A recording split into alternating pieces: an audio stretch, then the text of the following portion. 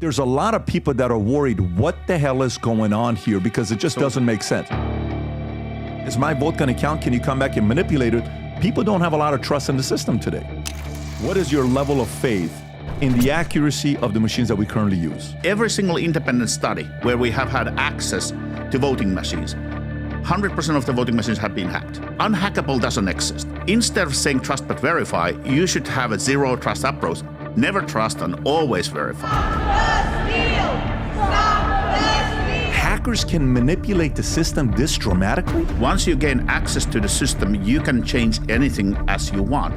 They can fix it if they really want to, but you're saying every machine has the same vulnerabilities of how to get into it. You think that's accidental?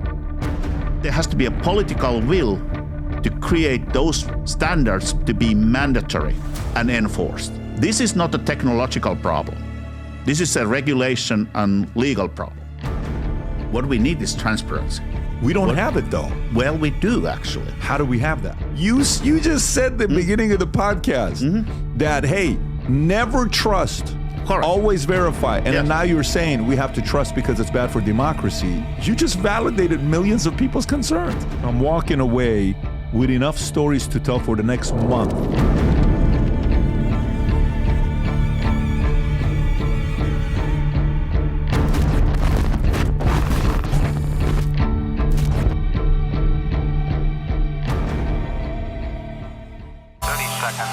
Did you ever think you would make it? I feel I'm so close I could take sweet victory. I know this life meant for me. Yeah, why would you bet on Goliath when we got Bet David? Valuetainment, giving values contagious. This world of entrepreneurs, we get no value to hate it. How they run, homie, look what I become. I'm the one.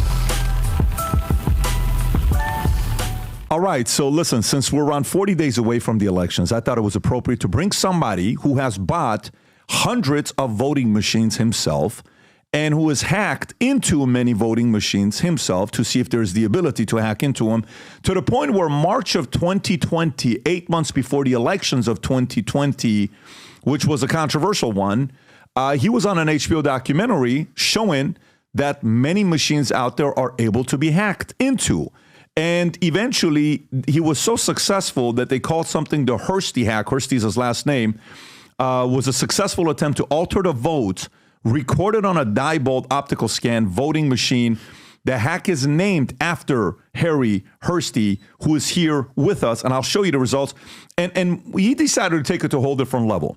Not only is he here in the flesh for us to talk about, you know, what's out there, what's possible out there, he brought a voting machine here with him to show us, and he's going to actually hack into it live.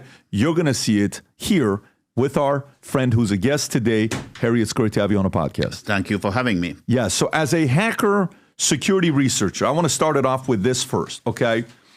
I think it's the first story, Rob, if I'm not mistaken, let me go to the story, and I want to get right into this here. Story comes out August 12th of this year, Politico. Okay, you're quoted in it.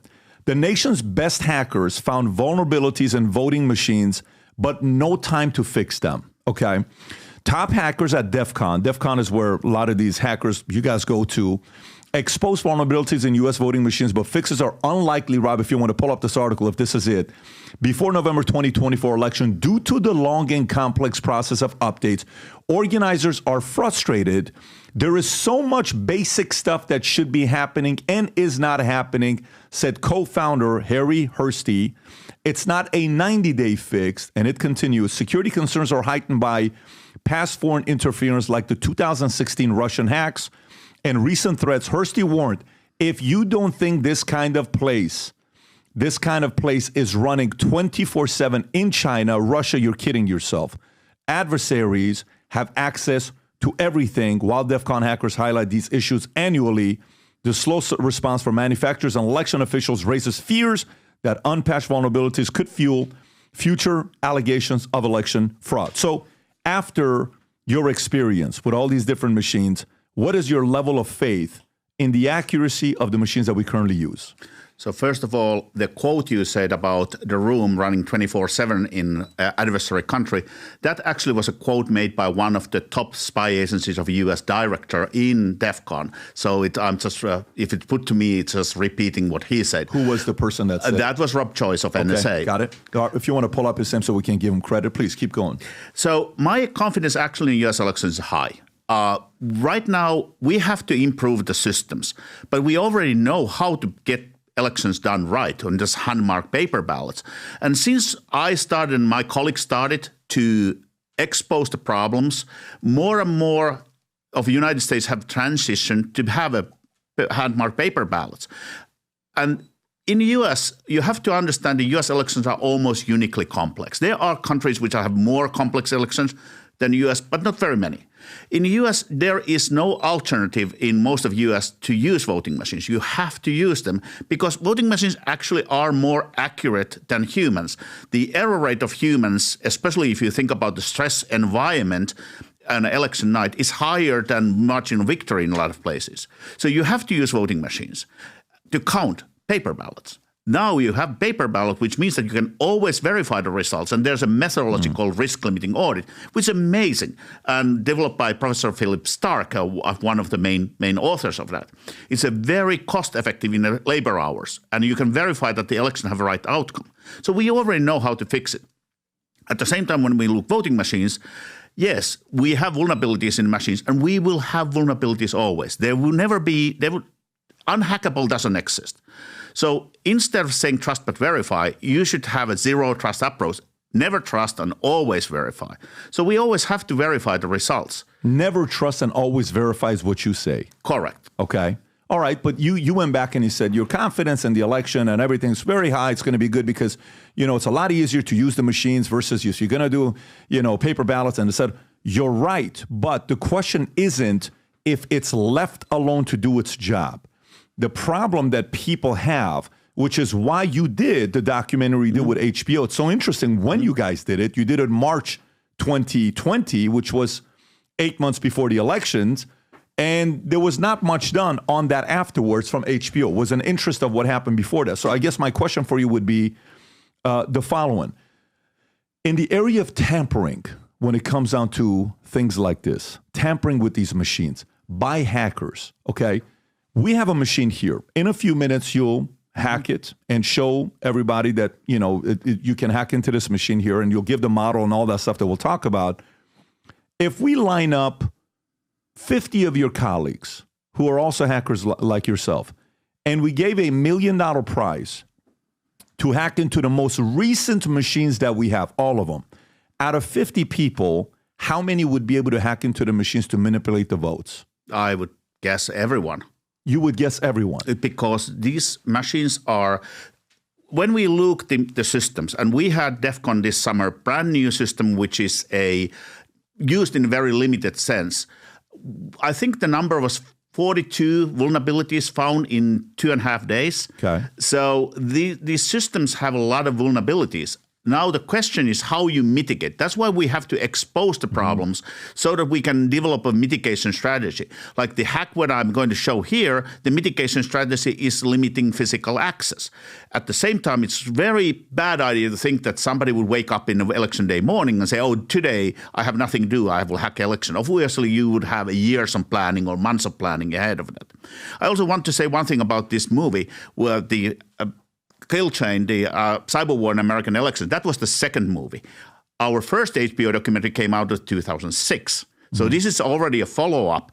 And we were filming it, give or take 5 years. The reason that it came out in 2020 March was just how long the production took. But that was years and years of filming, gathering material, doing the research, doing the investigations. So I want to do this for the audience to also know who you are and who you're not. More or so for the audience to know who you're not. Rob, where is the story of, let me find this. I think it's important because this will give a lot of context. You went to the event, if I'm not mistaken, where Mike Lindell, there you go. Mike Lindell was holding a 3-day cyber symposium in August of 2021, right? Mm-hmm. And he had the promise that he would present irrefutable evidence of election fraud in 2020 elections. okay? And you attended the event with a journalist, Donnie O'Sullivan, if I'm not mistaken. CNN. Correct me on any of this if I'm saying that. And then at the end of it, you said there was a pile of nothing and found no proof of election fraud. Do you still stand by that? Absolutely. And actually, even before that, Mike Lindell's claim, what he has, were fundamentally impossible. That kind of data he claimed to have doesn't exist, and no government even has a capability of gathering that information. Yeah. So even before coming there, I knew there will be nothing. Actually, my suspicion was that there would be a synthetic data which would be hard to prove right or wrong. And my shock was there was nothing, absolutely not even this kind of smoke and mirror data. So that was a absolute nothing. Did he bring a hacker up on stage and say, here's how easy it is to hack into the systems? I don't know what happened on stage because we experts were locked in the back rooms. So we didn't see what is happening on the stage. Was it a public event or was it a private event? I think it was a private event because it was invitation only. And like he didn't even want to have hackers. Right.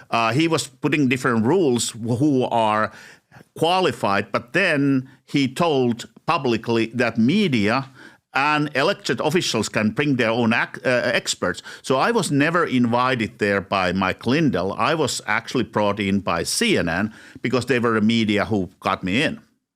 Got it. So CNN was able to get you in, but you were not fully in there to see what was going on. So on one end, none of the experts. Right. So on one end, you believe the top 50 hackers at Defcon could hack into any one of the machines that they have, including the latest one.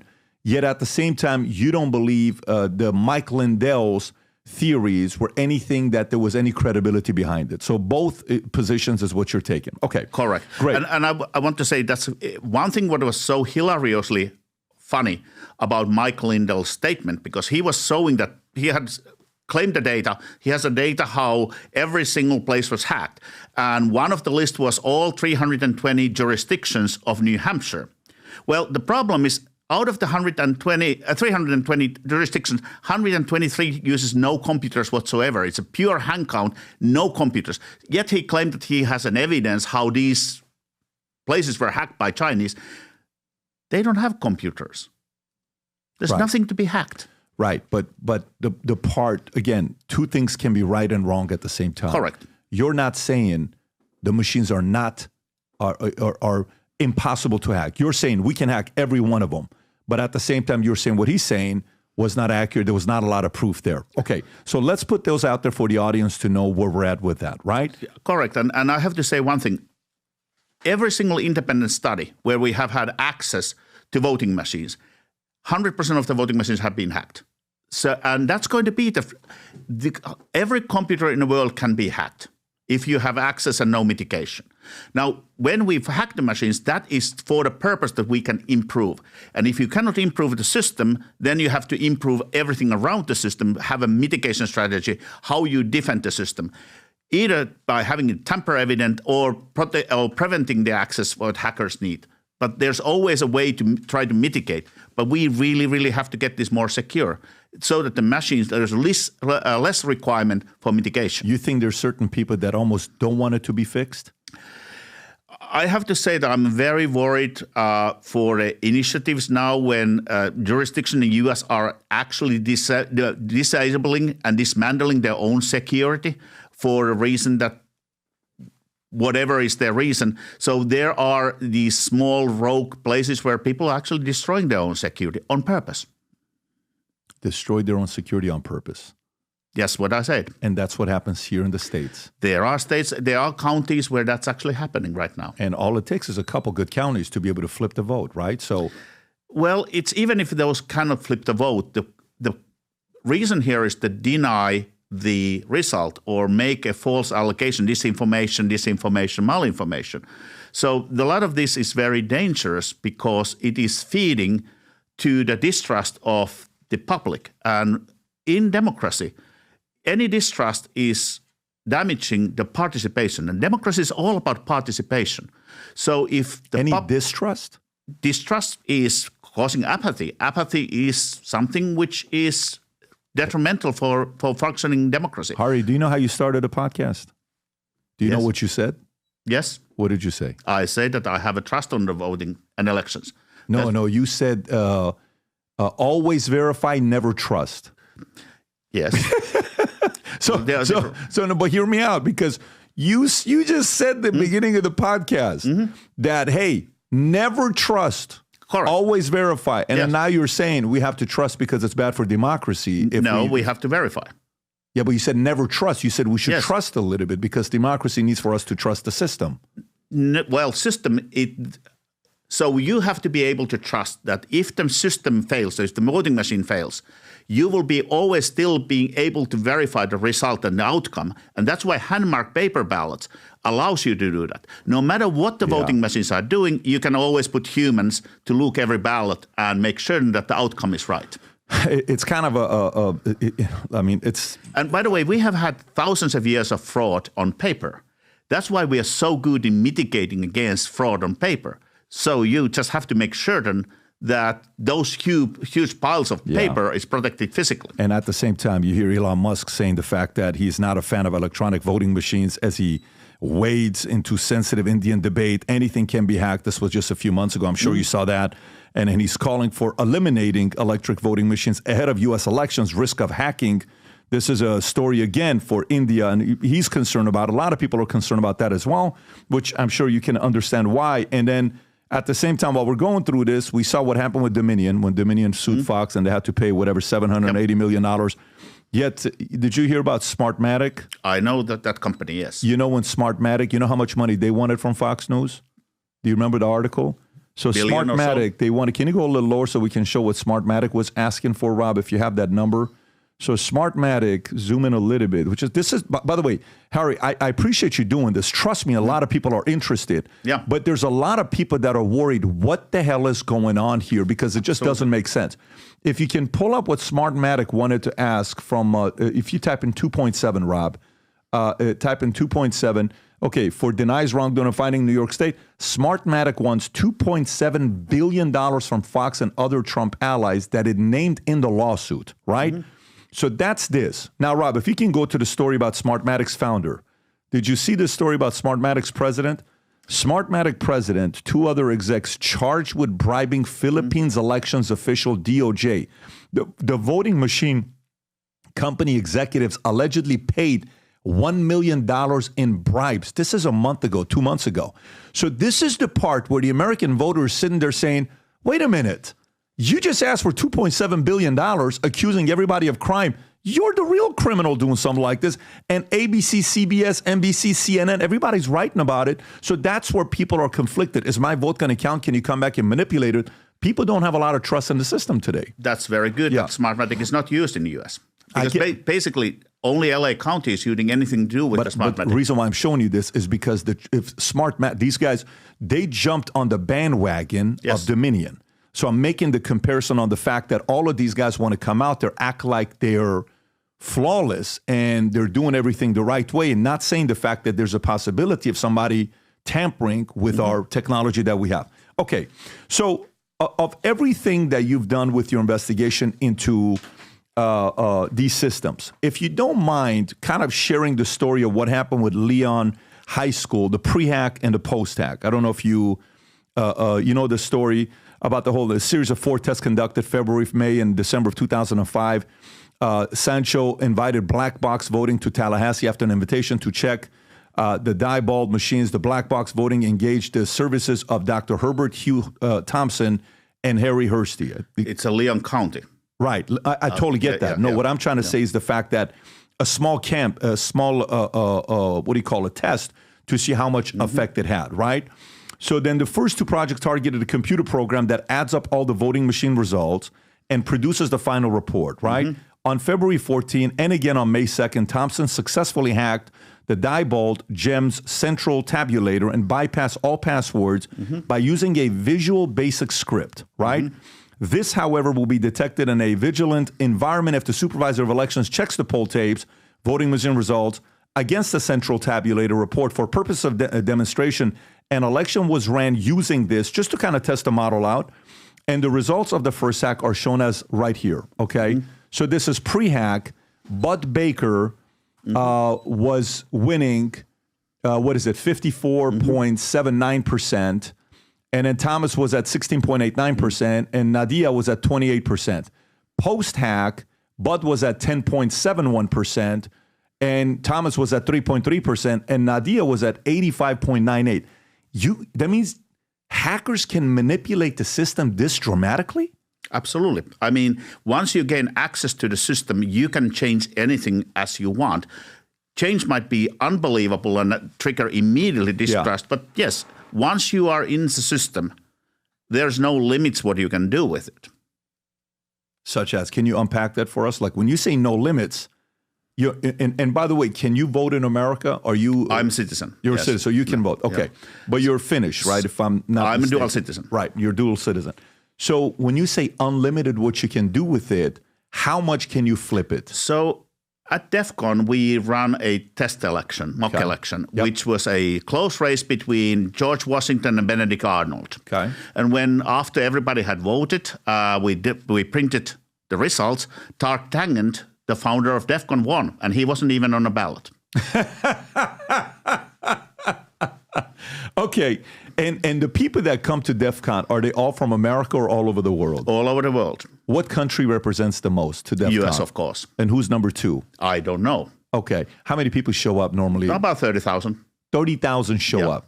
And, okay, so when you guys in your community talk about what country produces the best hackers, who has the reputation? Like, in America, like yesterday I'm having lunch at this restaurant in Naples, Florida, because I'm coming back from a soccer tournament in Sarasota, Florida.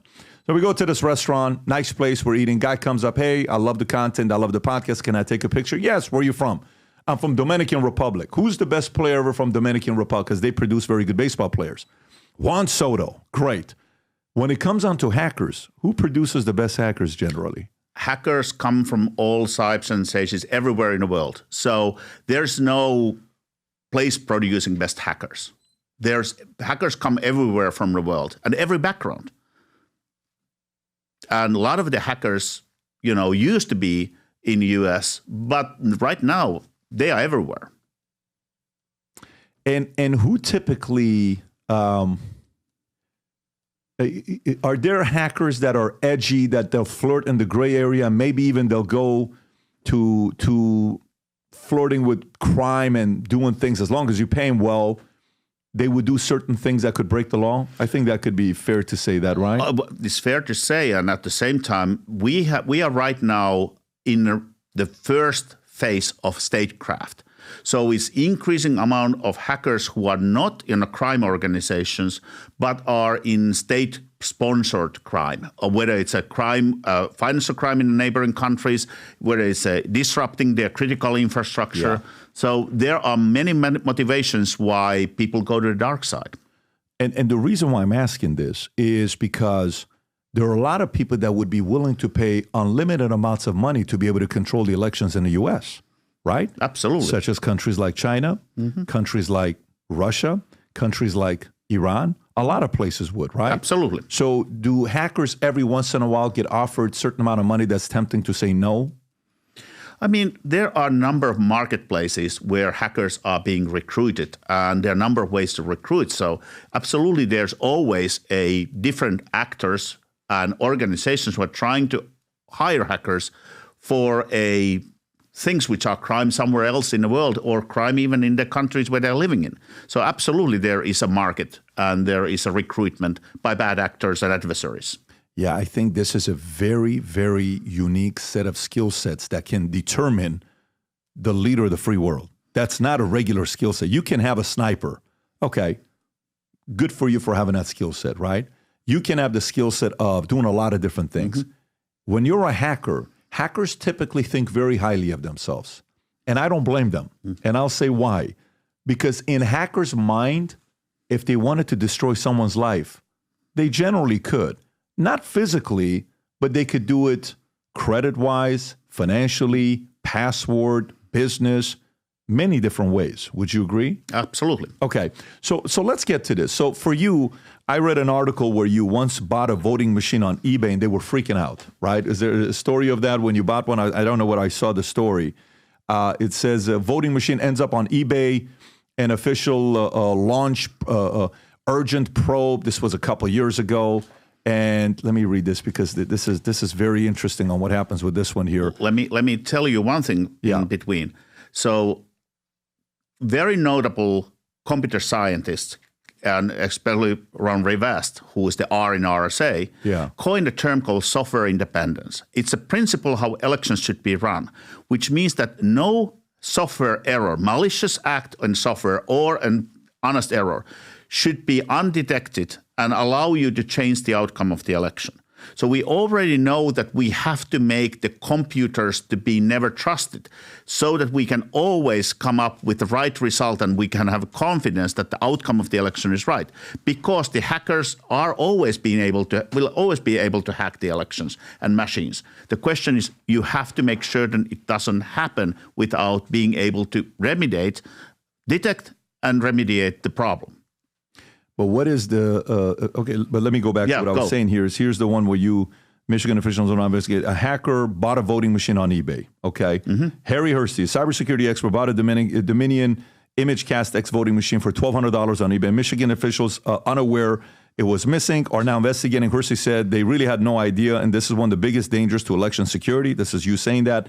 The eBay seller, Ian Hutchinson, found the machine on a Michigan Goodwill website for $7.99, $8, and listed it on eBay, claiming it had been used in the most recent Michigan elections.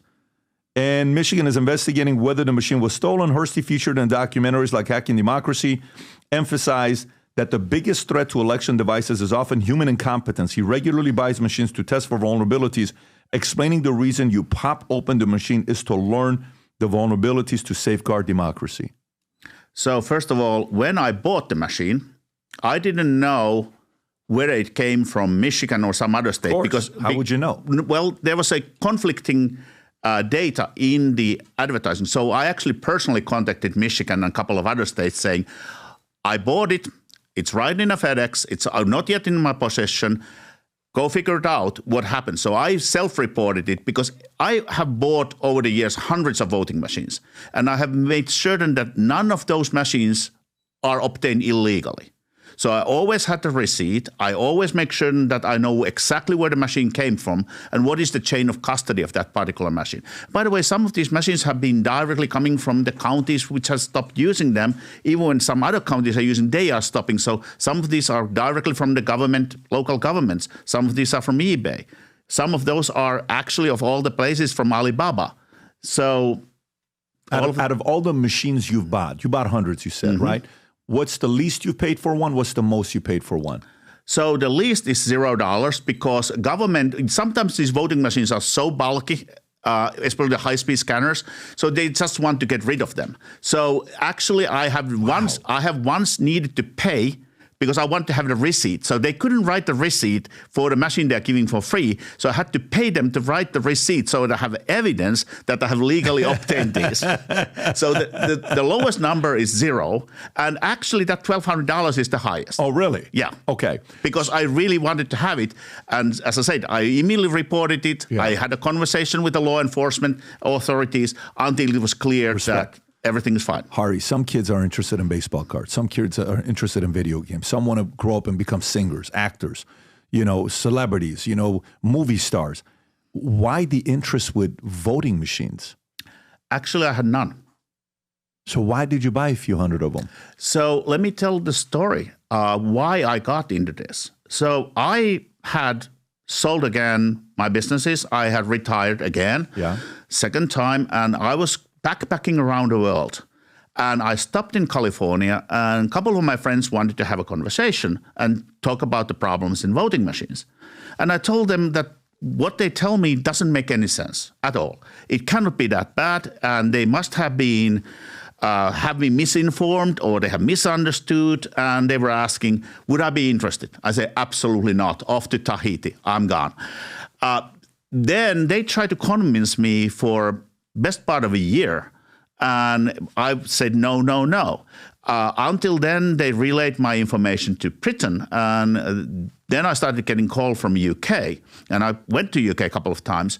They were trying to get me interested. And I really was like, I'm retired. I don't want to do this.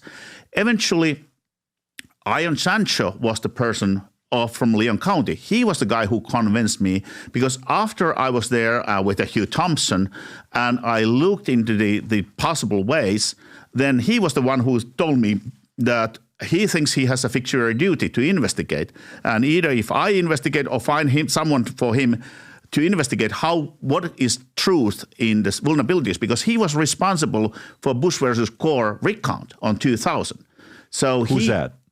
Ian Sancho. Ian Sancho, okay. Yeah, so he was telling me, and that's how he convinced. He said, when Supreme Court stopped my recount, I didn't get my answers. I want to know the truth. And that's why he convinced me to start investigating, and rest is history. I really didn't have any desire. Actually, I was actively saying no for, I think, a year and a half. Got it. And then when was the tipping point for you where you were obsessed? I don't think I'm still obsessed. You have a few hundred voting machines. You don't think that's obsessed? No.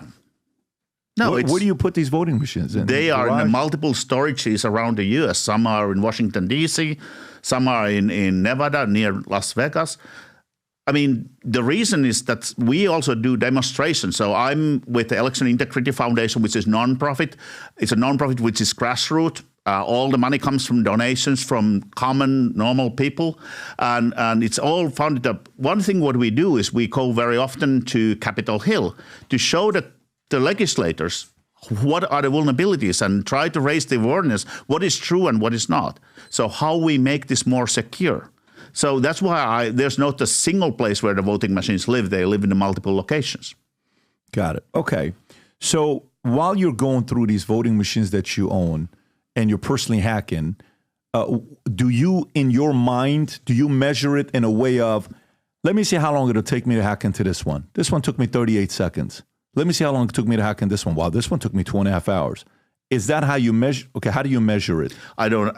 I actually, after the fact, I look the vulnerability and I'm thinking how hard it is to mitigate, how hard it is to stop this to happen, and how easy it is to stop this to ever happening in real life. That's how I measure it. It's not like how quickly you find the first vulnerability, because also very often when you find the first vulnerability, it's not the bad vulnerability. It takes time to figure out what really is the big flaw, if you may. So that's why it's never a process of Hursti Hack 2. I have to tell the story behind it. That was the hack, and the study was done in the courthouse. What was that, Hack 2?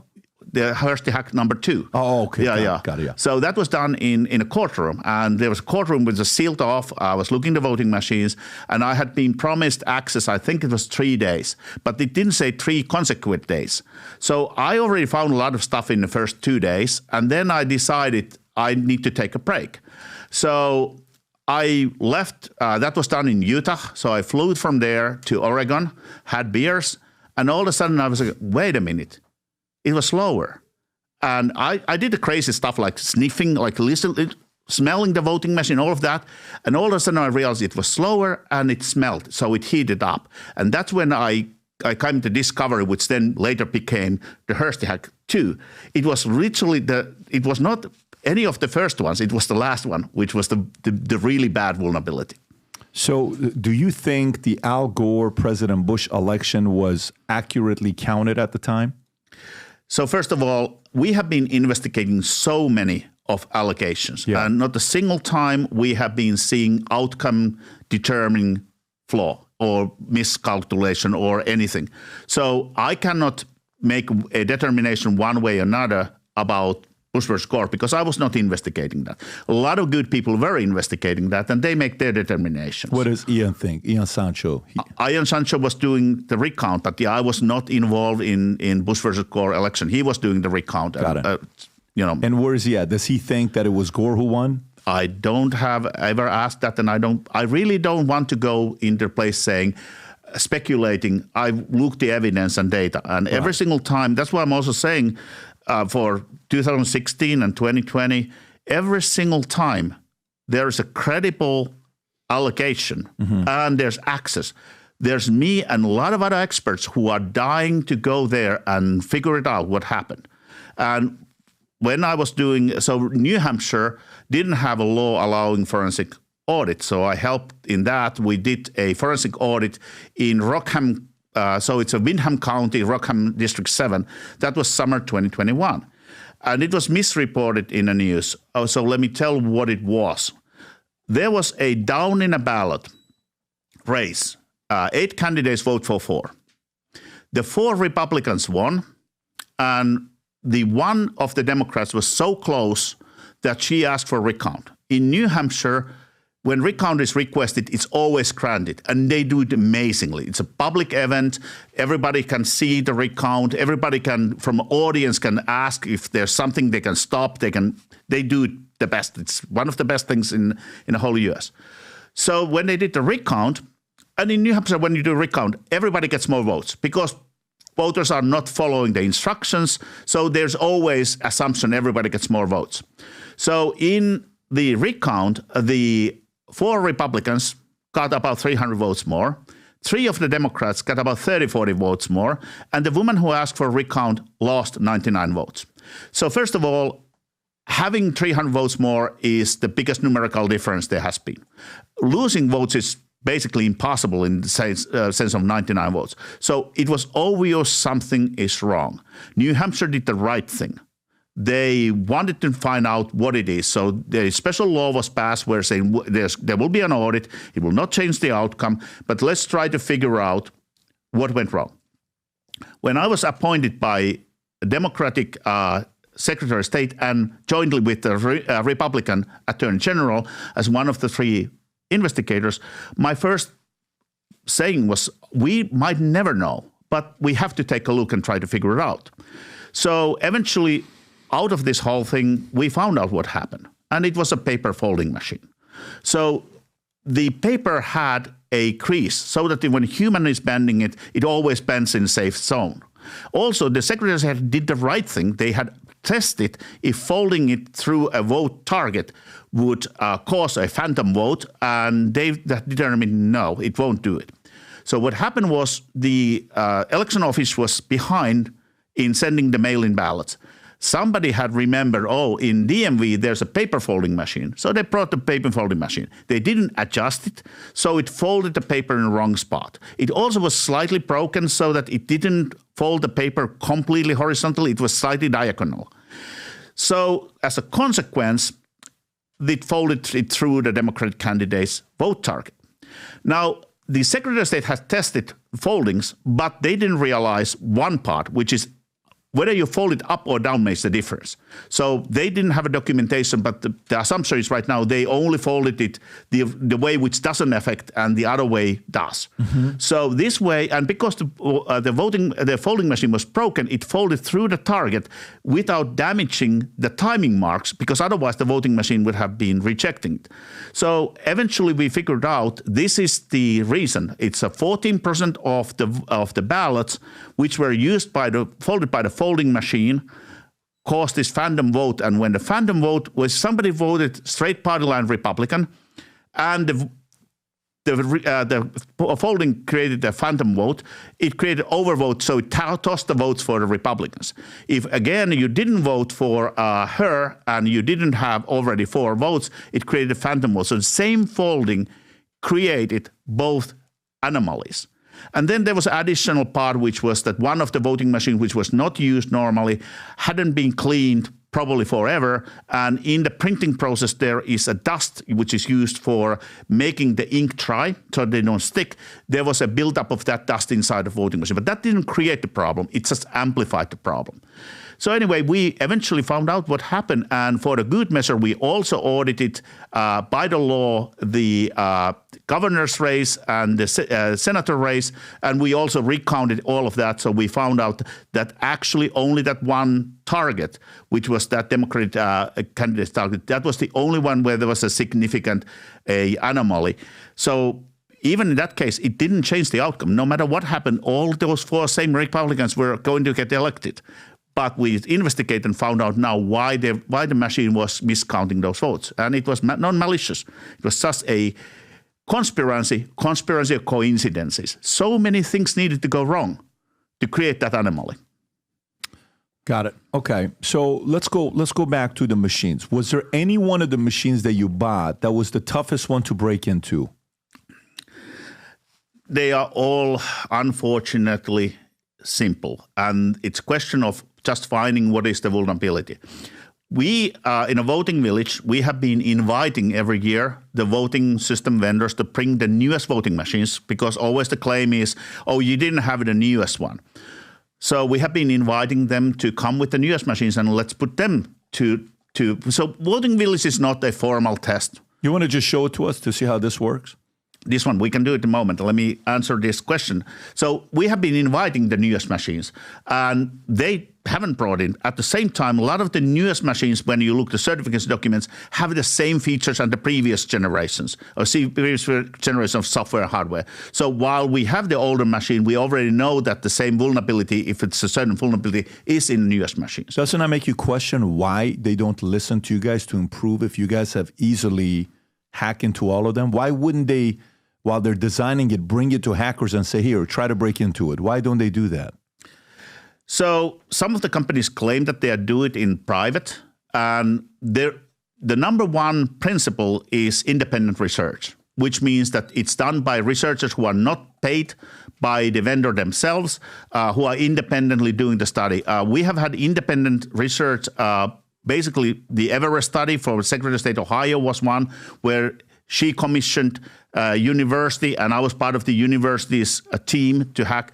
Independent research is number one. And it also creates a little bit of public pressure to get things fixed. When you read my comment, part of the comment is that, for example, one system still today, the newest version, uses a bootloader from 2004, kernel for 2007. So even when the software version is brand new, it uses components which are old and tired and should have been changed a long time ago. And personally, self-regulation, I don't think works. We need a regulation. We need a standards which are requiring the voting system vendors to improve. And that's, I don't have a silver bullet. I don't know how to get this done. Only thing what we can do is try to raise awareness. What is the problem? And that problem needs to be fixed. I have so many questions, though. I mean, the average, it doesn't take a genius on the other side to say, if they really want to fix this, fix it. They can fix it if they really want to, but you're saying every machine has the same vulnerabilities of how to get into it. So it doesn't look like they're making any kind of progress. So back in 2005 when I published Hursti Hack. Right. What happened sequentially was the voting system vendor, which is no longer in business with that name, Diebold, they claimed that, they basically told this was a magic show and it's not true. Secretary of State California, Deborah Bowen at the time, no, it was not Deborah Bowen, it was before Deborah Bowen, ordered a study where a University of California, Berkeley, conducted a study to verify if my findings were right or wrong. Not only they verified my finding right, but they found, I think it was over a dozen new vulnerabilities, additional vulnerabilities. At that time, me and everybody else thought, okay, job is done. It will get fixed. We thought we have now done our job. We have shown this vulnerability. It will get fixed. That same software version is still in use today.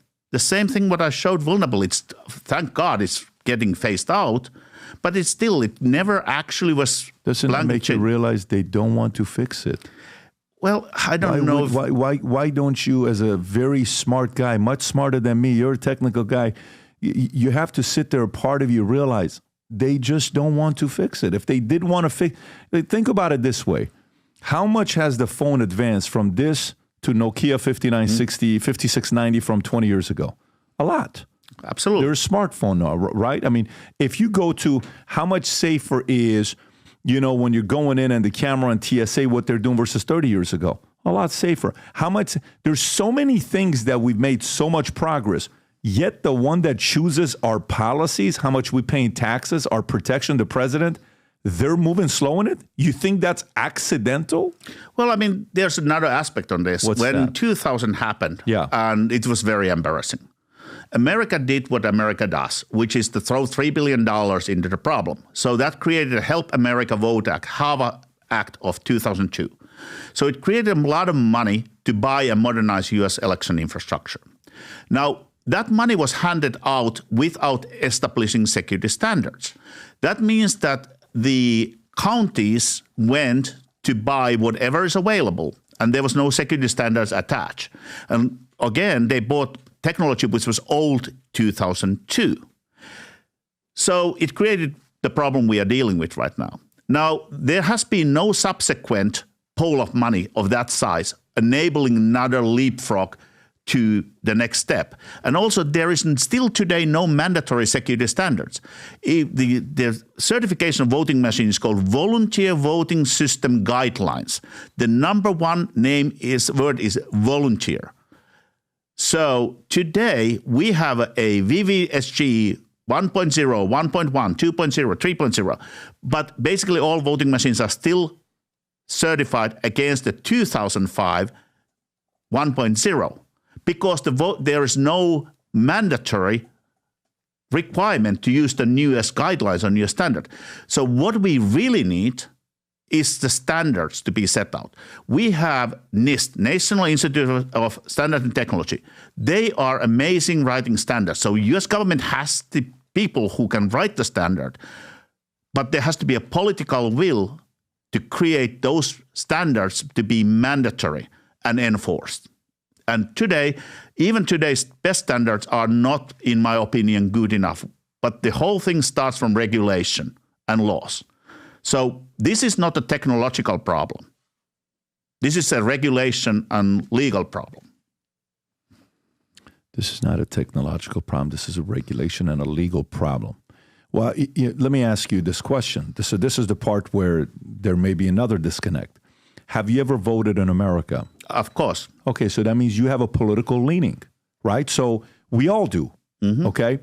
The moment it gets to the political leaning, the only way this could work is if it's people who are involved in this that are representatives to audit it, 10 people who are Democrats, 10 who are Republicans, and put, 5 that are independents and libertarians to audit the whole. There needs to be auditors of the auditors of the auditors, or else I don't trust you. You're a hacker because and what I mean, I don't mean that I don't trust you as a hacker, right?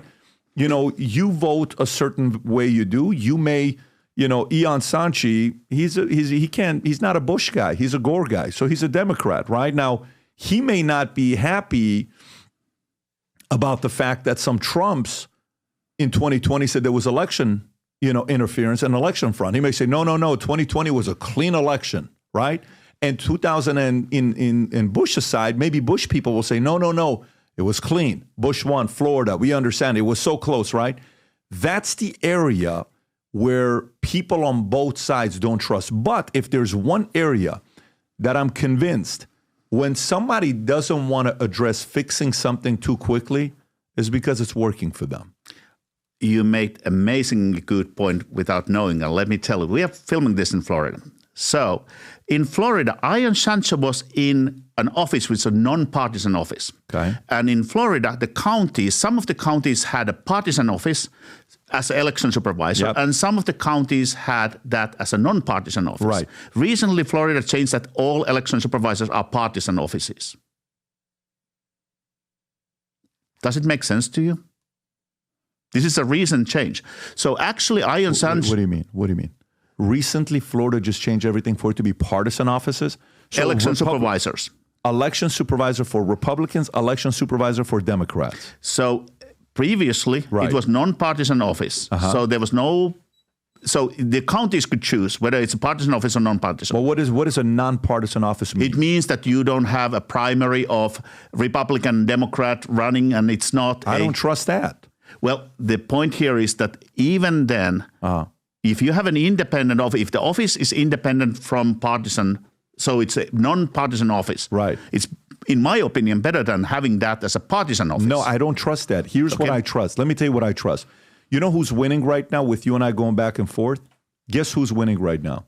I would say that if this is, hopefully this is not discouraging people from voting, because I think that's very important. But every single thing what is distrust and creates confusion, it's all the adversaries of the United States. You know who's winning right now? The audience that gets to watch and say, I'm with him or I'm with him. But you know what the chances are? The audience is watching, and what are they saying?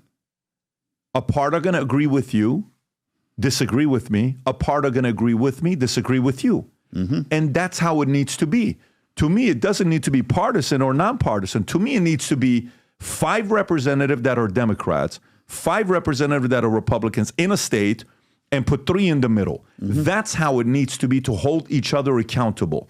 It's like Billy Graham once said, back in the days, pastors used to go on trips when they would give, these preachers would go up there and they would preach.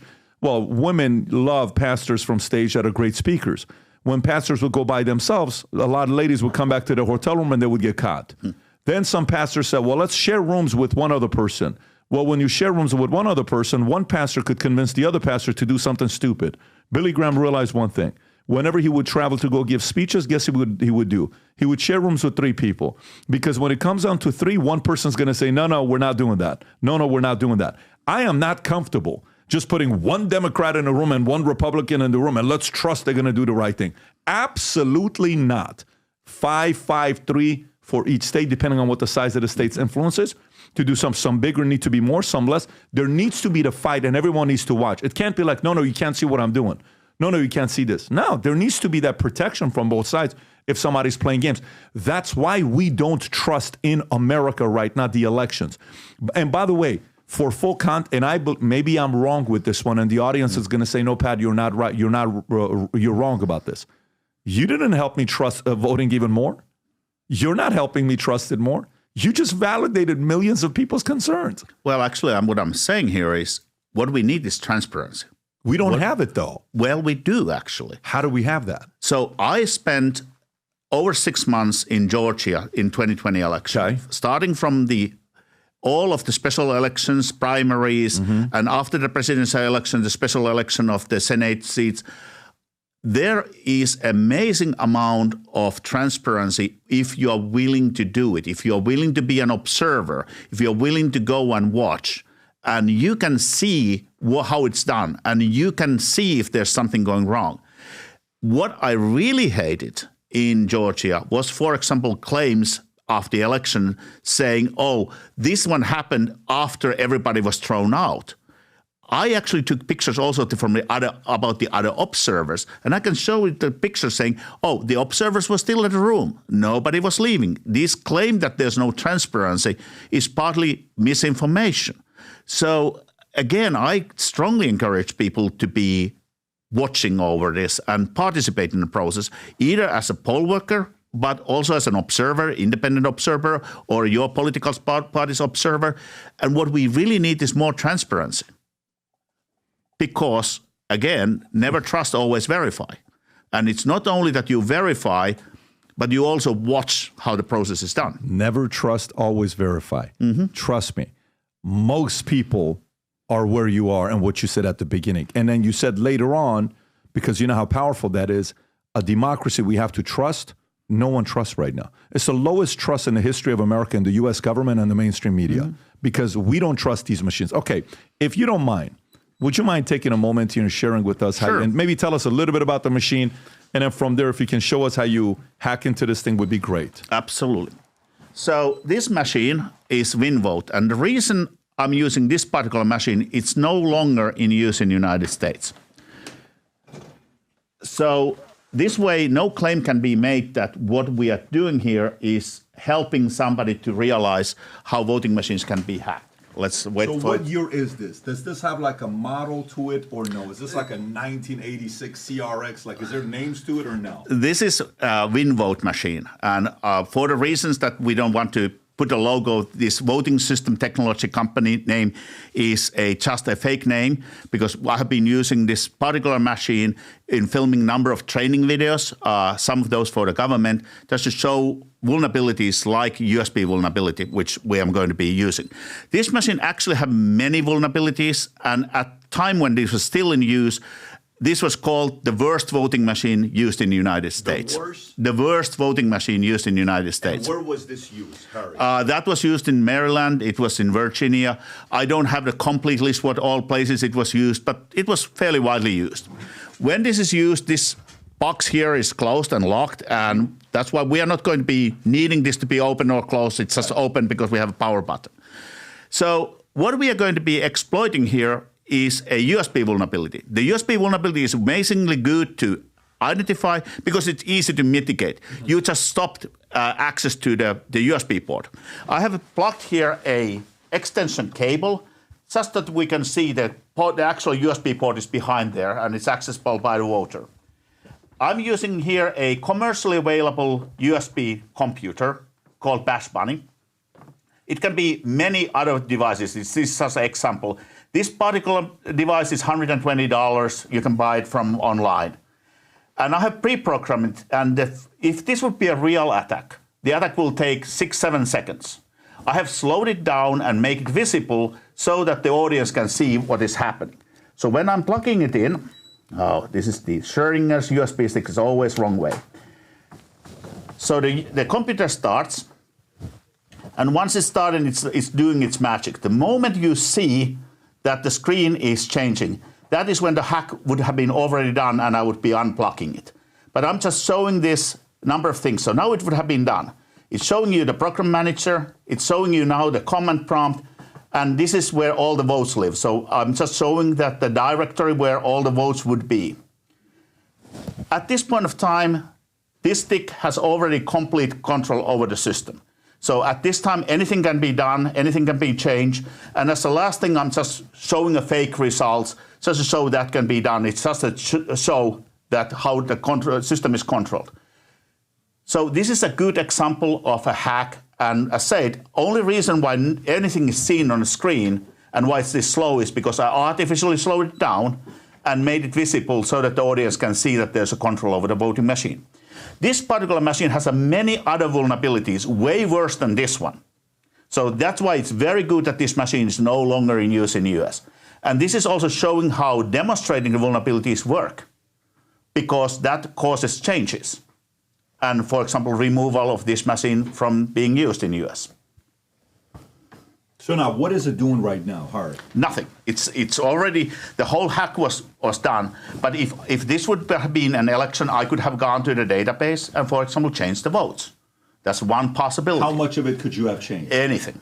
You could have gone from 51 to 73. Add a new candidate who was not even on the ballot. It doesn't matter. Because if you have total control over the system, right, you can do anything you want. As I say, one example was that we add a new candidate and make that candidate to win. It would be obvious if the president of Defcon is the one who won, George Washington. That's the one you're saying. Yeah, I got what you're saying. So is this like to the average hacker? Is this machine a joke? On how easy it is? It is a joke. And how many years ago was it used? I think this was last time used in 2012. God, 12 years ago.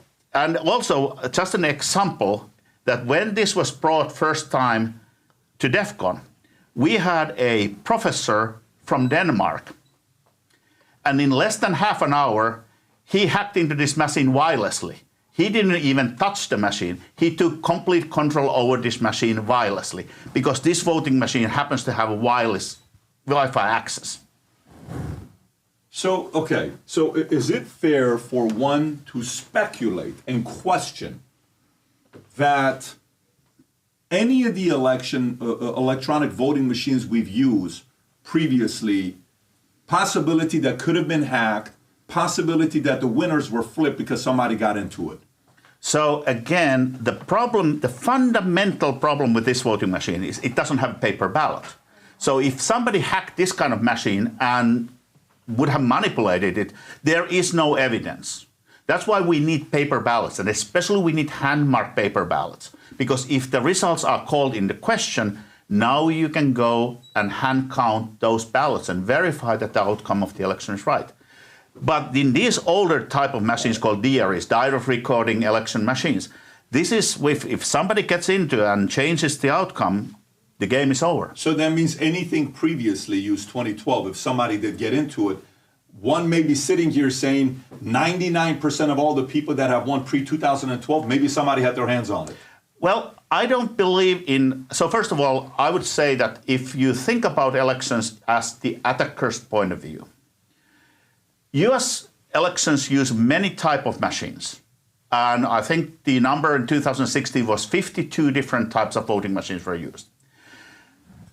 The money is on the local elections. It's not in the top of the ballot. It's in the proposal, a few billion dollars for Chris. Right. The question, that's where the motivation is. Hi, my name is Harri Hursti. I'm a lifelong hacker and security researcher, an engineer with a heart which thinks that impossible is just a state of mind. Connect with me in a minute. I'm here to explain anything you might wonder about election security, critical infrastructure security, cyberspace, cyber warfare, information space, information warfare, and connecting warfare. So please ask me questions. Hope to see you there in a minute. The person who gets to come up with policies that's going to protect this country, which the rest of the world relies on what America does, is in the hands of someone that can tamper with it. So, interesting point is that a lot of the voting machines used in the U.S. actually don't have a U.S. technology. They are not made in U.S. technology. Number two machine, for example, is programmed in Serbia. That's where the software comes from. That's where everybody who is controlling that... Which one is that, the Serbia one? What's the model That's called? the new Dominion machines. Do you trust those? As I said, never trust, always verify. Have you messed with those yet, or you haven't? You don't have access to them? I have one of those machines in the voting village. How new is it? It's how recent? I mean, again, the question is, because we are hardware vulnerabilities, we look, it doesn't matter. And every single time when somebody says, well, you didn't have a newest machine, well, then please submit to independent research the newest machine and let's see what happens. Because how secure a company is not how easily it's hacked. It's what do you do after it has been hacked. Because every single problem can be fixed or mitigated. The first step is to identify the problem so it can be mitigated. And as I said, the software independence as a principle means you go to the hand-marked paper ballots, which means that no matter what happens in the voting machines, you can always get the outcome verified. Rob, can you do me a favor and pull up what we did exercise earlier? So here's what we did earlier, just to test it on. And credit goes to Brandon with this. Shout out to Brandon. Does a great job. Okay, so we first took the different tabulations methods used in 2020, okay? And Rob, if you want to say this, and then we compared it to 2024 to see what's changed, right? Correct, according to Ballotpedia. According to Ballotpedia, and then we fed it to ChatGPT. And what did ChatGPT tell us? It gave us a list of, I believe it was 16 states that have changed the way that they count or tabulate the votes for the 2024 election as opposed to 2020. So 2020 Alaska went from hand count and optical scan in 2020 to the DRE with VVPAT, now using hand count, optical scan, and DRE, okay? Arizona optical scan, including DREs and VVPAT, they went to that and now only using hand-marked paper ballots and BMDs, okay? Delaware optical scan to BMD tabulator. Hawaii optical scan and DRE to now they removed optical scan only, no more DRE. Idaho hand count, optical scan and DRE to now hand count and optical scan only, remove DRE. Kansas, you see it, they removed hand count and DRE. Kentucky, they are using BMDs only in 2024. Mississippi, they reduced the DREs. Missouri, they reduced DREs. Montana, no major change, about the same.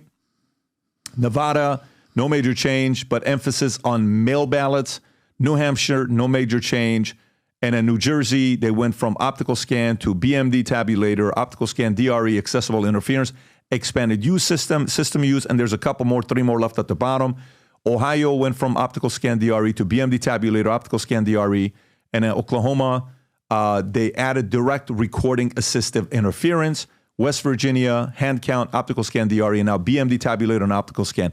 When you see this, and at the bottom, just to explain what the different things are, additional BMD tabulator systems in states like Delaware, Kansas, and West Virginia, reduction of DRE use, Ohio, Idaho, Mississippi, Missouri, shifting voting system, and so when you hear this, are you telling yourself, okay, good, they're making progress, or no, they're still doing the same thing? So first of all, this is DRE. And DRE is the most insecure way of voting. So Most what? most insecure. Most insecure way of voting. So that's why every reduction of DRE is a move to the right direction.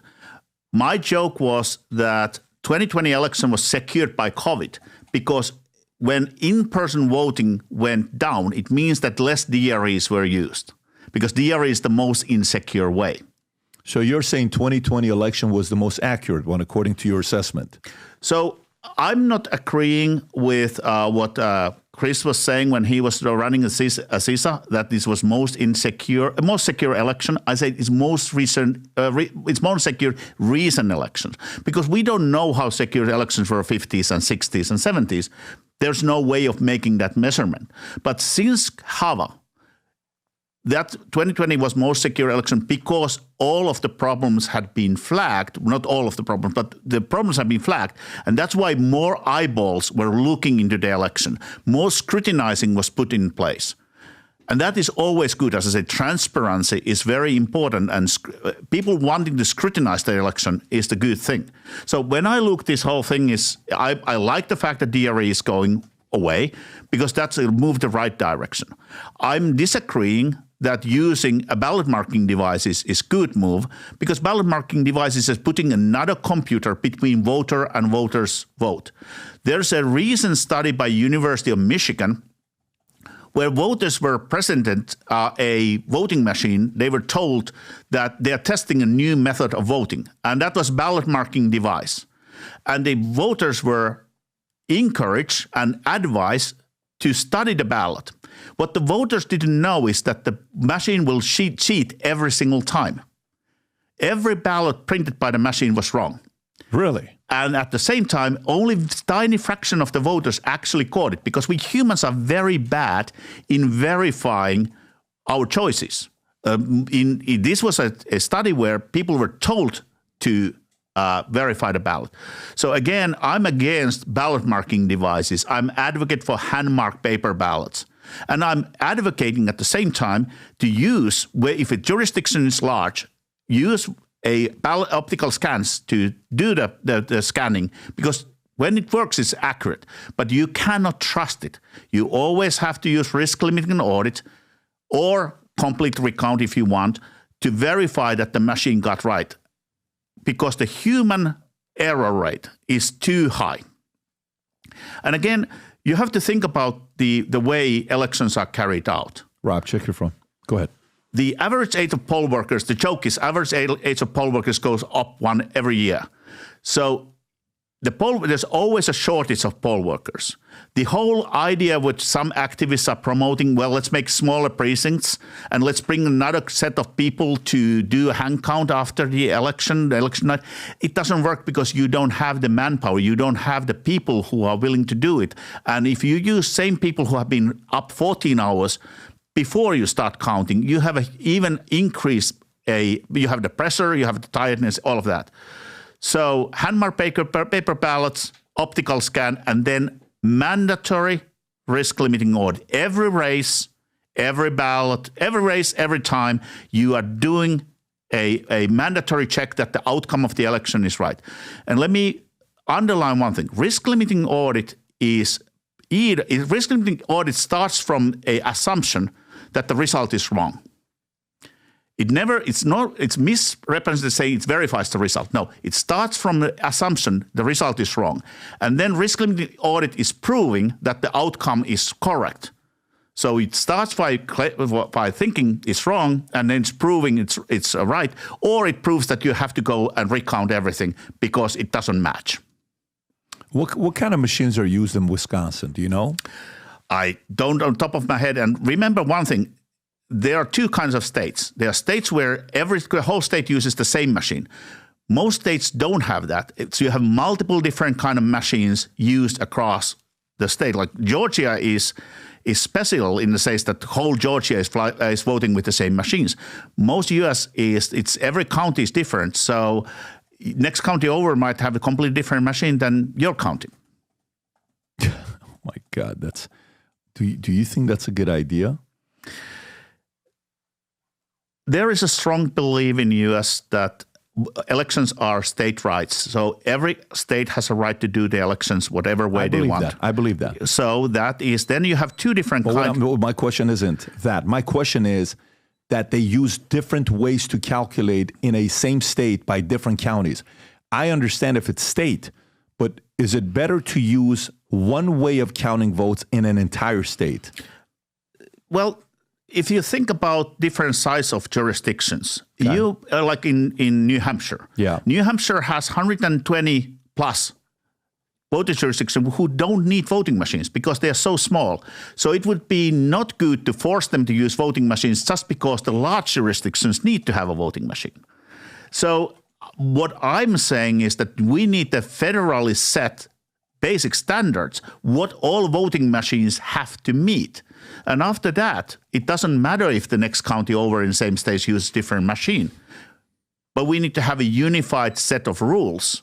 What are the minimum requirements for voting machines to be accepted to be used in the United States? Yeah, I just, when you're counting, it's kind of like accrued versus cash basis. When a company is selling and you're calculating your EBITDA, if the way you calculate valuation is cash basis, let's just say somebody else does accrued, those are two different philosophical ways of calculating something, right? That's why I don't know if it's a good idea to have different methods of counting votes in the same state. I understand you want to do DREs, you want to do BMDs, you want to do paper ballots, but it's the entire state paper ballots, the entire state DRE, the entire state BMD. That gives a little bit more credibility than diversifying it too much. I think every state and every county in the U.S. should be paper ballots. I don't think the DRE should be accepted. I mean, that's fundamentally the most insecure. We have been using mail-in ballots during Vietnam War, Korean War, World War II, World War I, the Revolutionary War. We know how mail-in ballots work. And in mail-in ballots, you get the paper ballot. You have problems like voter coercion, for example. Somebody can be forced, and that's usually happening in close circles next to you. All of those technologies are way better because you have a paper ballot, which you can go back. Instead of DRE, where you have just electronic records. The same reason is internet voting. We don't have a technology to do internet voting today. We just fundamentally don't have a way to do it. And people who are promoting internet voting use false analogies, for example, claiming that since we can do online banking, why can't we vote on internet? So first of all, election is a unique security problem in the world because of two requirements: secret ballot and auditability. Secret ballot means that even if the voter wants to reveal how he or she voted, shouldn't be able to. Because if you can be proving how you vote, it enables vote buying, vote selling, and vote coercion, election coercion, voter coercion. So that's the one thing. So if we wouldn't have secret ballot, we will have all of these problems coming back. And then we need to have the auditability. Of course, additional aspect is now public trust. And there are promising ways of thinking internet voting, for example, homomorphic encryption. But would you believe if I say that this machine is using the homomorphic encryption correctly? I don't think it's a good idea to use technology which is very small handful of people can even verify that it honestly works right. We need public trust. And paper ballot, handmarked paper ballot is the only way we can bring public trust. Also, people who are promoting internet voting are claiming that it will activate young voters. Estonia is one of the democracies which have been using internet voting longest, and they publish the age brackets. And when you go to Estonia, you see that the young voters are actually going down as a percentage, and the people over 55 is the growing people of internet voting. So the analogy used and the claim used, we need internet voting and mobile phone voting in order to get the younger people. That's a valid argument. That's a valid argument. But the evidence doesn't support the argument. I get what you're saying. What do you think about blockchain? A lot of these guys are talking about what if we decide to go to blockchain for, voting. A lot of hackers are fans of blockchain technology, right? Actually, hackers are not. Hackers are not? No. So let me ask you a question. How do you think, what do hackers think about Bitcoin and cryptocurrency? So let me go back to the blockchain. Blockchain is a solution looking for a problem it can solve. And it really haven't found a problem it can solve. Blockchain is fundamentally inefficient, slow, distributed database system, depending what is your consensus algorithm, how you put it. Blockchain, if you look 10 problems in elections, blockchain can be partial solution to 1 or 2 of those 10. But blockchain would create then 10 more problems. So you will be always net negative. Blockchain has no role in the vote counting part of the elections at all. It just doesn't. And even if you look for other parts like voter registration, then the question becomes a consensus algorithm and all the other technologies. Furthermore, blockchain voting systems have been proposed. For example, Duma of Moscow. Yeah. And it got immediately hacked. If you look the U.S. proposals, votes, it got hacked and got demonstrated. So the whole idea that blockchain is somehow harder to be hacked, not true. Can you hack into blockchain? I mean, depends which blockchain. But just before COVID, I was hired to validate 3 different blockchain systems overseas in Europe, and I hacked all 3 of them. It's just a question of what is the vulnerability. Okay, so then just answer the second question if you could. Hackers, are they fans of Bitcoin, Ethereum, cryptocurrency? Are they fans of it or no? If you look how many hacker conferences have always presentation, what are the vulnerabilities and how Bitcoin, for example, has a fundamental problem with the blockchain. Individually, yes, there's probably one hacker here than there who are a fan of that. But generally speaking, blockchain is not really a favorite thing for hackers. Interesting. Hackers are not fans of blockchain. Because I'm looking at this year's Cyber Defense magazine. It says, why do hackers love cryptocurrency? I've had another guy that was a hacker who was a very big fan of blockchain and cryptocurrency, but you're not. I really have to say that if I think my community of hackers and security researchers, if I have 1 out of 10 who are fans of blockchain, that's about it. 1 out of 10. 1 out of 10. Mm-hmm. Because if you look how blockchain works, first of all, most of the people who claim to be blockchain experts don't even understand how blockchain works. And you can always test it by starting asking questions. For example, how the consensus algorithm works, what is the anchor of trust, how you measure all of that. And you realize whether the person actually understands how blockchain works or not. So, yeah, I mean, there are people who call themselves hackers. And I would say also that over the years, this has changed. When blockchain was a brand new technology, it was a way different acceptance level than it's now. Okay, Rob, can I read this here? I think you have the same article. Can you go all the way to the top, what it says? It doesn't have a title. For some reason, it's not loading, but it is the same article. But in here, it says, why do hackers love cryptocurrency? Cyber criminals and hackers love cryptocurrency because it's off the books and it's perfect for, I understand, it's at cyber criminals. Yes, so it's like, I want to qualify that. Yeah. You are using here hackers as a synonym of criminal. Totally get it. That's why I stopped it. It's perfect for moving illegal payments and demanding ransom. Ransomware is type of malicious software designed to block access to computer system and data, typically by encrypting it using ransomware. Attacker usually demands payment. Okay, so this is criminal activity. Well, we're not talking same thing. But this is actually very good conversation. Because when you look at the history of ransomware was dying. It was going away. In a lot of my presentation, I have the first ransomware, because the first ransomware ever asked checks to be mailed to P.O. Box in Panama. Right. That was how the ransom was supposed to be paid. Very slow. And what made ransomware to bloom and the whole criminal ecosystem around ransomware was cryptocurrencies. That was the rocket fuel.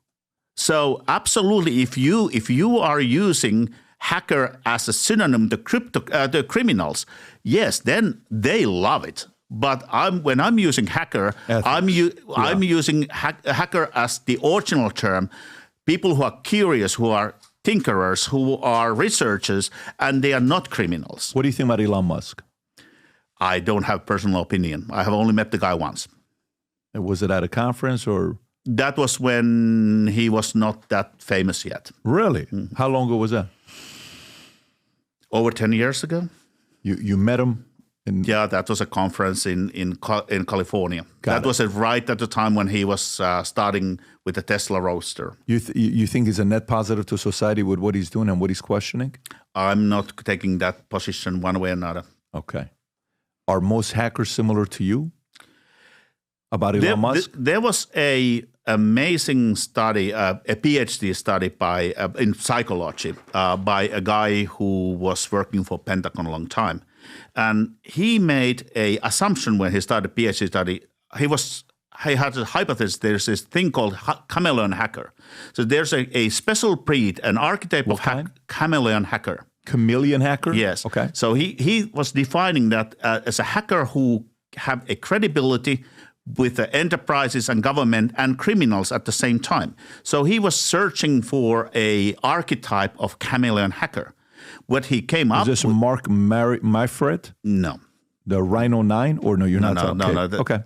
So what he found out that there's no one archetype. There's actually two different archetypes who are achieving that. So hackers come with all, as I said, all backgrounds, shapes, and sizes. Yeah. So there is it's a wrong assumption to say that there would be, all hackers are the same. No, we are not. We are very different. We come from different backgrounds. Yeah. And again, originally hackers were basically non-political. I mean, it was curiosity and tinkering which drive. Then media started mixing hackers to be a criminal, and the word of hacker became meaning something else than it originally was. I'm always using myself, proudly I'm a hacker, because I use the original engineer, curiosity, studying, and try to make the world a better place. And when you go to old school hacker conferences, there is a strong moral compass and strong intention to make the world a better place for all. I think you guys are necessary because you can break into things that, okay, so you know Ryan Montgomery? I don't. Okay, we had Ryan Montgomery on, and he's another hacker, and he calls himself the ethical hacker, right? One of the things he was investigating is human trafficking, okay? Because with the ability to be able to hack systems, messaging, you can see if somebody's trying to, go and, link up with a 12-year-old, 14-year-old, 15-year-old, and he was catching a lot of people, is what he was doing, right? And it was consistent. And he's done that for a while. If you have access to be able to get the kind of information that you wanted to get, if the U.S. government wanted to hire all the hackers to find out, what the communications, like right now, Diddy is being accused of all the stuff. Puff Daddy, I don't know if you listen to a lot of Puff Daddy. He's been accused of doing a lot of stuff that he did with kids and all that stuff, or Epstein back in the days. If the U.S. government really wanted to know that stuff and they hired 50 of you guys, 100 of you guys, would you guys be able to hack into systems to find out communications, what's been said, what's not been said? Would you be able to get to the bottom of it faster? Different U.S. agencies are hiring hackers in large numbers, especially if you look at the alphabet soup. So different intelligence agencies. Really, the question is the legal system. Again, what kind of evidence can be archived, what different ways. Also, hackers, generally speaking, respect privacy. So it's when you are asking a question, can people hack to certain systems, there's first question is it legal? But second thing is, even if it would be legal, hackers tend to have a strong respect of privacy of the others for good reason.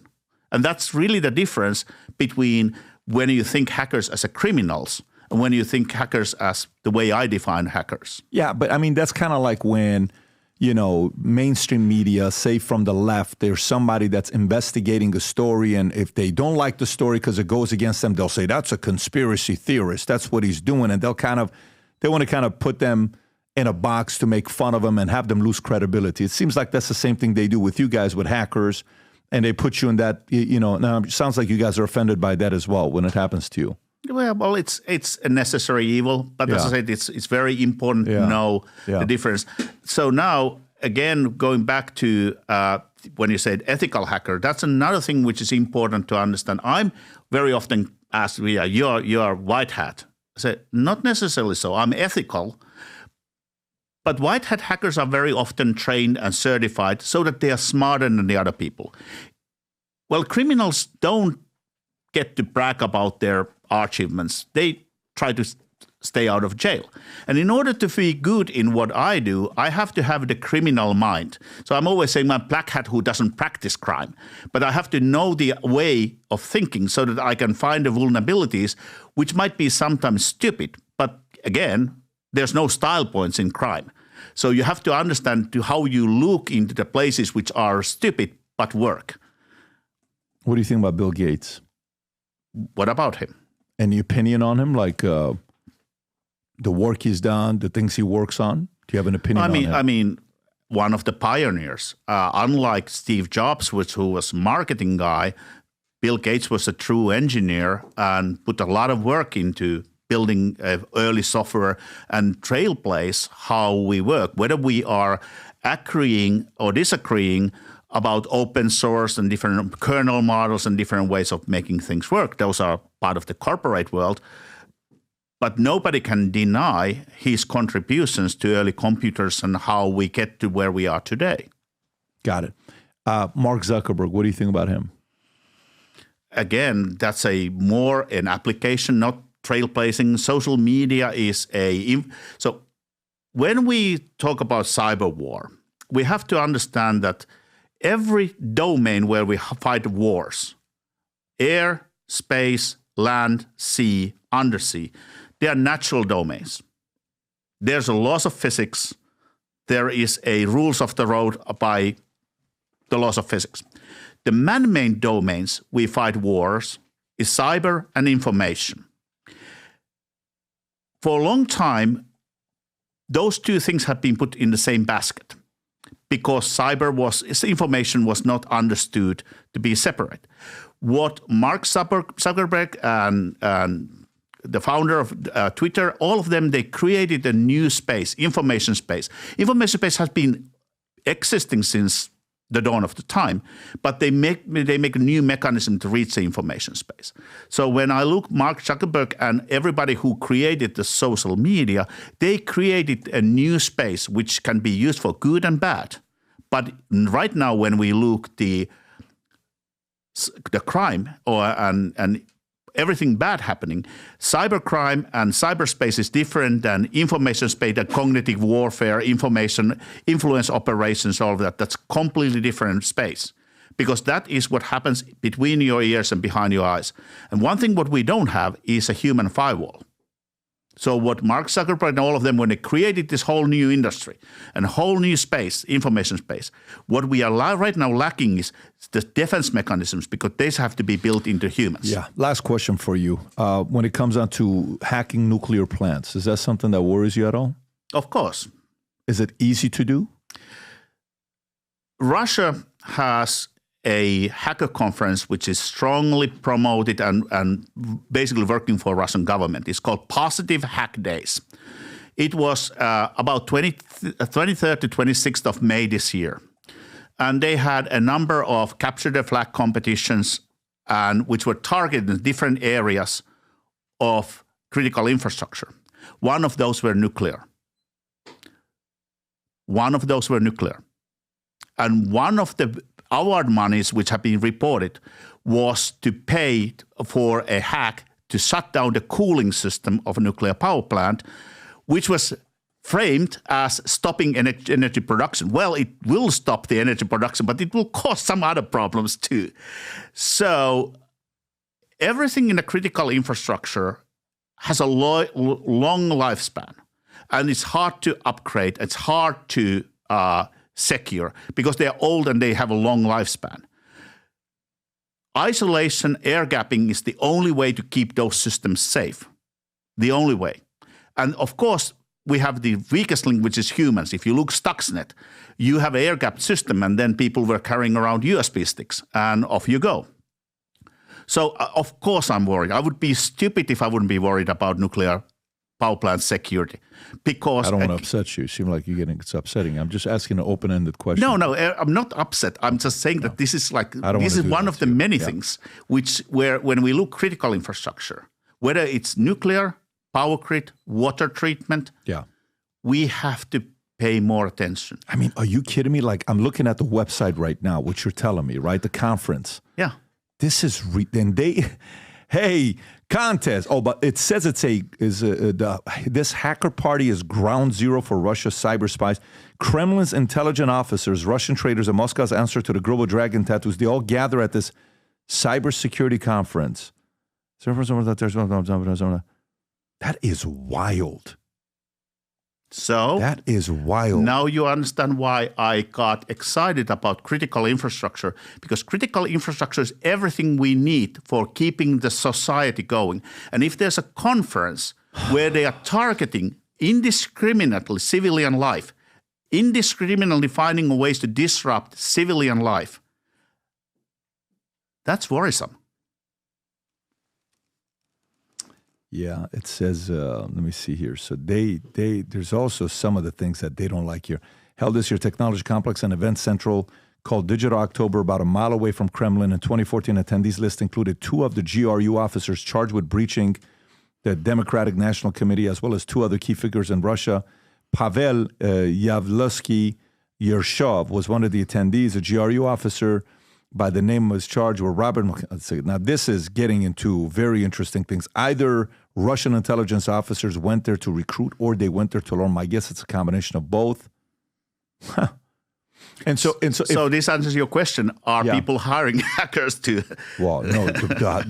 Listen, if you have to, anytime you're looking to size your enemy, you have to think like them. Exactly. So if a country hates America, wanted to destroy America, how would you do it?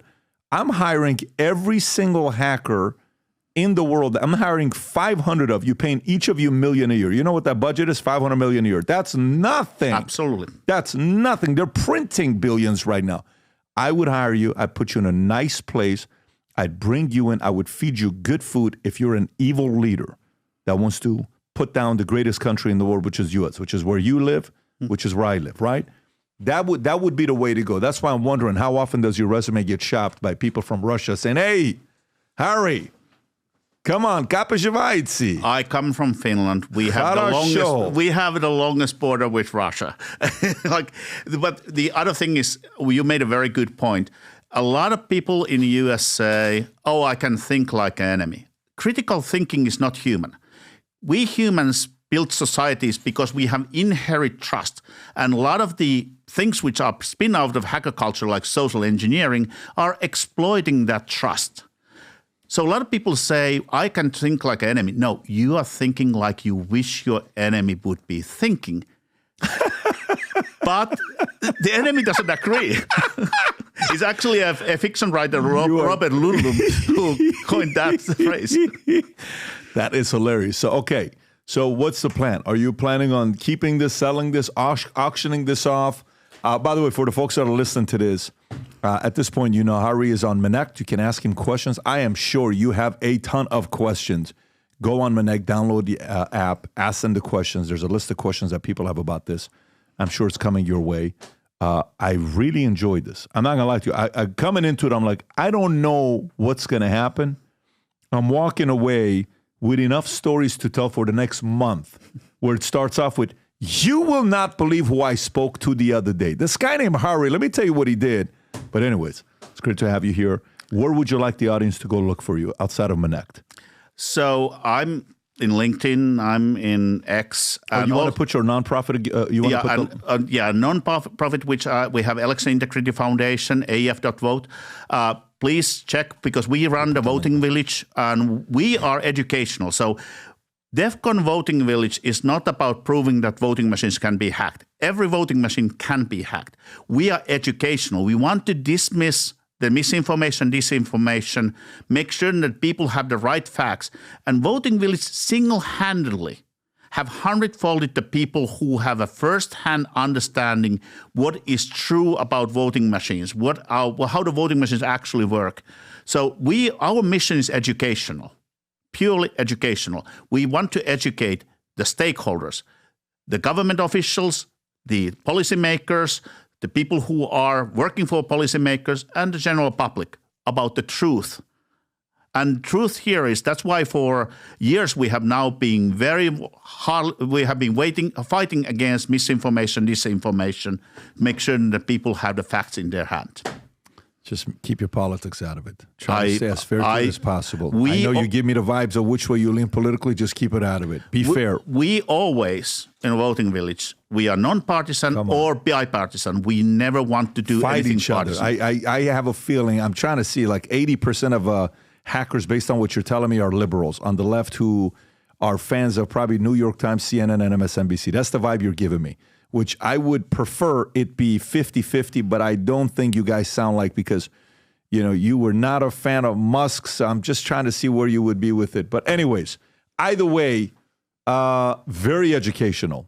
And I'm going to reconsider my vote for 2024. Maybe not even vote this year after talking to you. You have discouraged me from voting this year. No, that's the wrong message. I'm going to sit this one out. Wherever you can vote, please vote.